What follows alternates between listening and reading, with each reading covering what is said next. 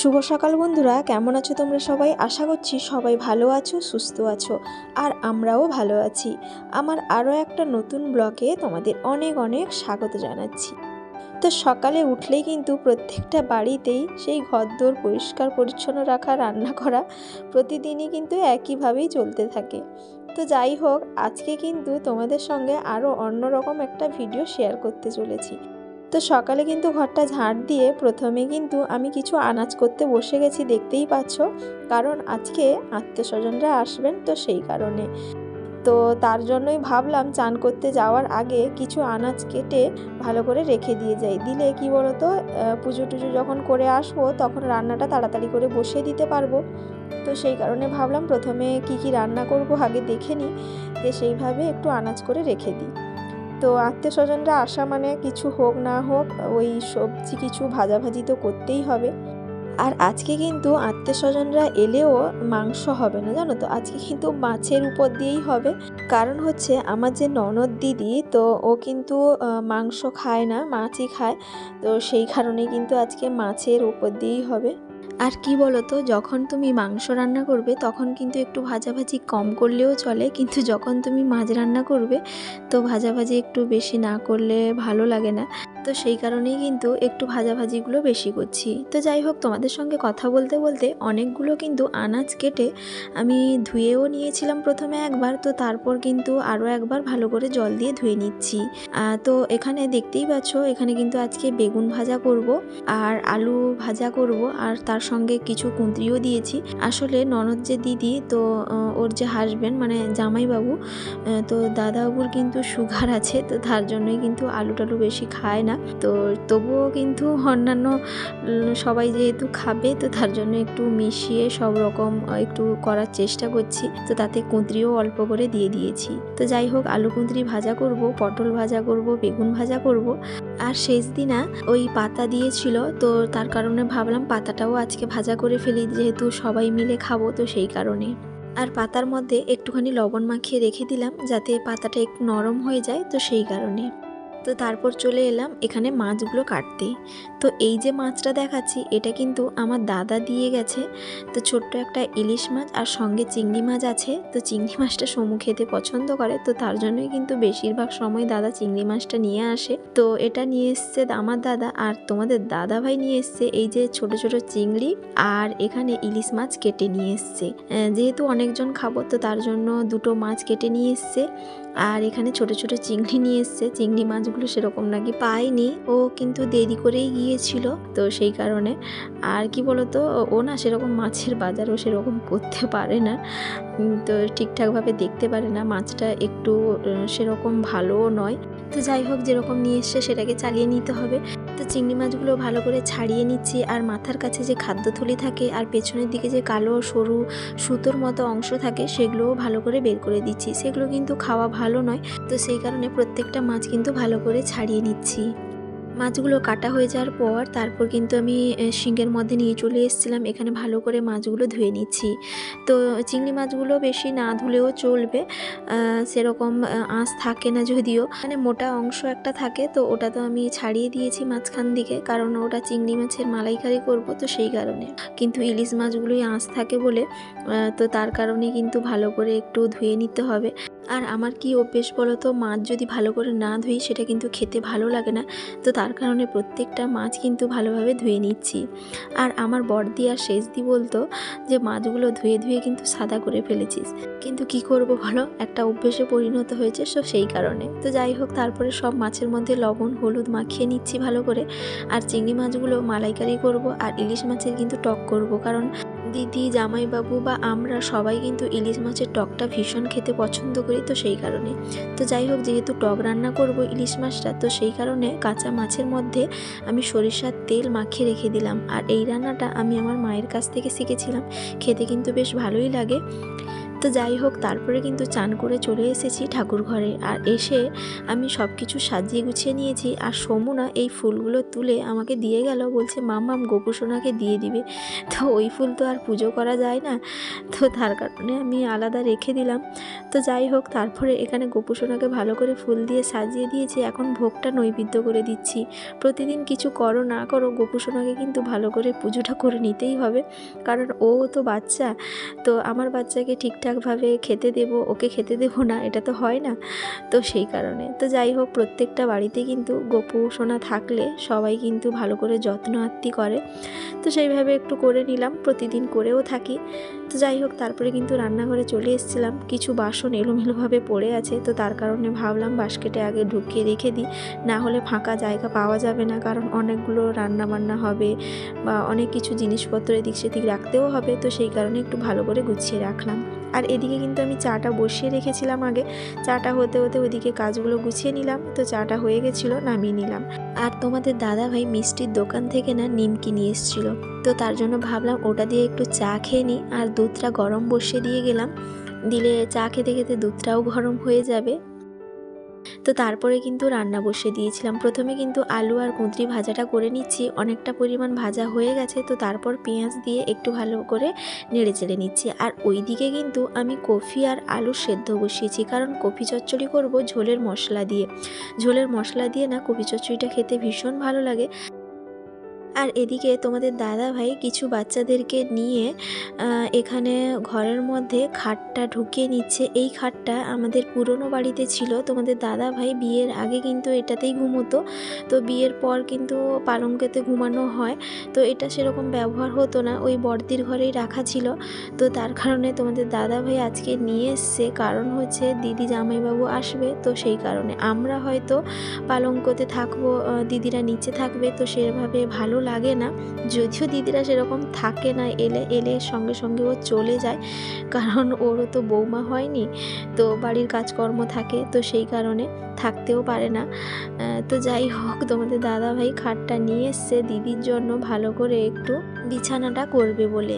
তো যাই হোক, তোমাদের সঙ্গে কথা বলতে বলতে অনেকগুলো ভাজা কিন্তু হয়ে গেছে। বেগুন ভাজা, তারপর পটল ভাজা, আলু কুঁদরি ভাজা, মাছ ভাজা, আর ফুলকপি আলুও ভেজেছি, ওটা ঝোল করব। আর প্রথমে ভেবেছিলাম আলু দিয়েই ঝোল করব, কিন্তু জামাইবাবু যেহেতু সুগার পেশেন্ট, তো আলু তো সেভাবে খায় না, তো তার কারণে অল্প করে একটু কফিও দিয়েছি। তো তারপর কিন্তু চিংড়ি মাছগুলো ভেজে রাখলাম, ওটা মালাইকারি করব। তো তারপর কিন্তু ঝোলের মশলাটা এখানে বসিয়েছি। আর দেখতেই পাচ্ছ একটু বেশি করে কষিয়ে নিচ্ছি, তার কারণ হচ্ছে কপি চচ্চড়ি করব, আর চিংড়ি মাছের মালাইকারি করব, আর মাছের ঝোল করব। তো তার জন্য একসঙ্গে কিন্তু মশলাটা করে নিচ্ছি। আর একসঙ্গে মশলাটা করলে কি বলতো, সেন্টটাও যেরকম ভালো হয়, খেতেও ভালো লাগে, আর সময়টাও অল্প পরিমাণ যায়। তো সেই কারণে তো যাই হোক, চিংড়ি মাছের যেহেতু মালাইকারি করব, তো তার জন্য এখানে নারিকেল দুধটা আমি বের করে নিচ্ছি। আর এদিকে যখন এসে দেখি তোমাদের দাদাভাই খাটটা ভালো করে ঢুকিয়ে এখানে সেট করে নিয়েছে। তার কম্পিউটার যে ছিল এটা কিন্তু এদিকটায় সরিয়ে দিয়েছে, আর ওই দিকে জানালার কাছে কিন্তু খাটটা দিয়েছে। বেশ ভালো লাগছে জানো তো, কারণ ঘরটা অনেক দিন ফাঁকা পড়েছিল, তো একটা খাট বা পালঙ্ক কিছু একটা লাগিয়ে দিলে ভীষণ ভালো লাগবে। তো বেশ ভালোই লাগছে। তো যাই হোক, তারপরে কিন্তু এদিকে ঝোলের মশলাটা অনেকটা হয়ে এসছে। আর একদিকে কিন্তু আমি টক রান্না বসিয়েছি, তো ইলিশ মাছের টকটা রান্না করব। আর যেহেতু ঝোলের মশলাটা হয়ে এসেছিলো, তো তার জন্য কিছুটা পরিমাণ আমি মশলা বের করে কপি চচ্চড়িটা করে নিচ্ছি। আর ভেবেছিলাম মাছের মাথা দেব, কিন্তু তোমাদের দাদাভাই সেরকম পছন্দ করে না, তো সেই কারণে আর দেব না।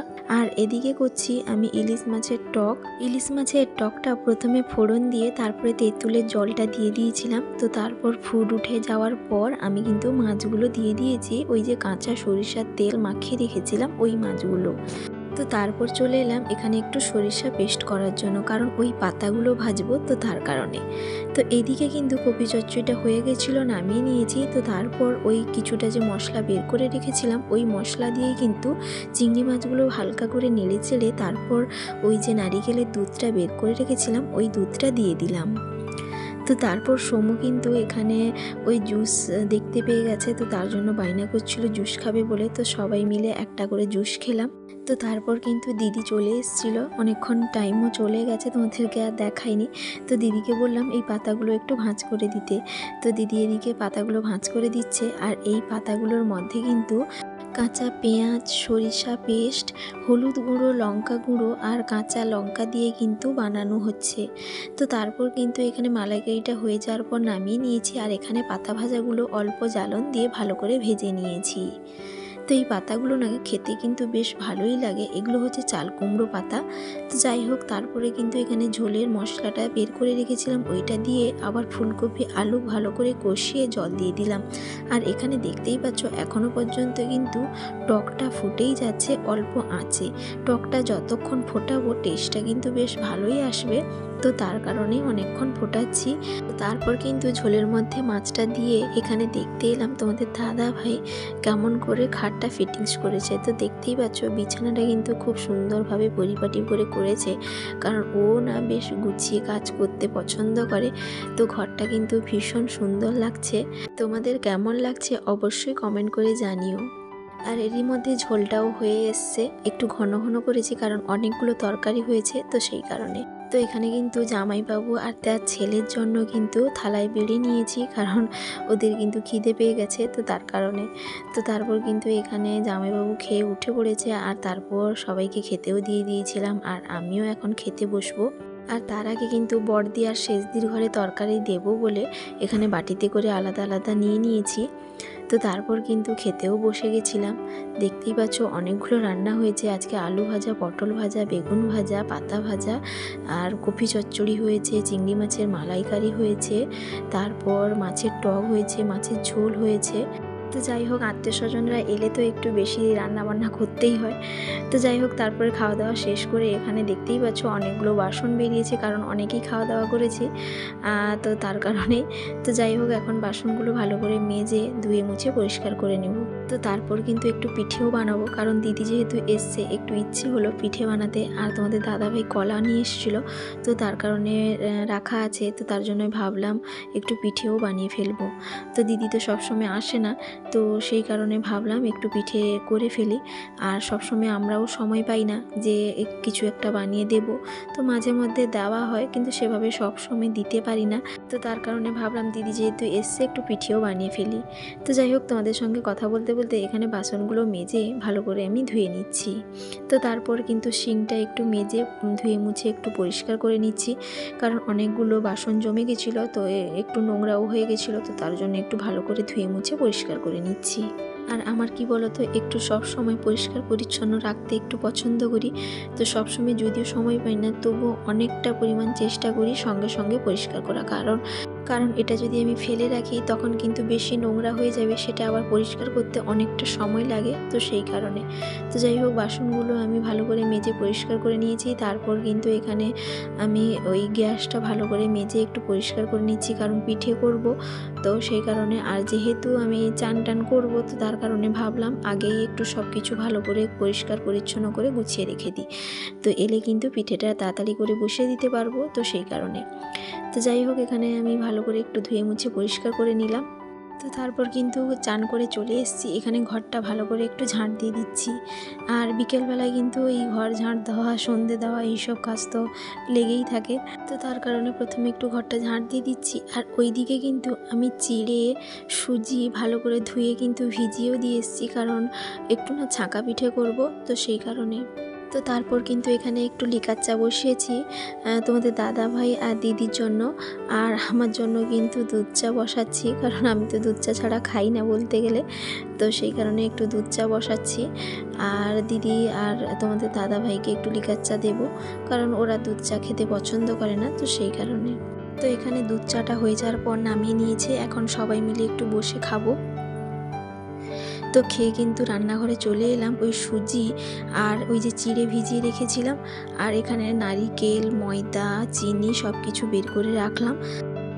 তো তারপর কিছু বাসন এখানে গুছিয়ে রেখে দিচ্ছি, কারণ ওই প্লেটটা না একেবারে ভর্তি হয়ে গেছে, ওই পিঠে মাখাতে না একটু সমস্যা হবে, তো সেই কারণে তো কলাটাও বের করে নিয়েছি।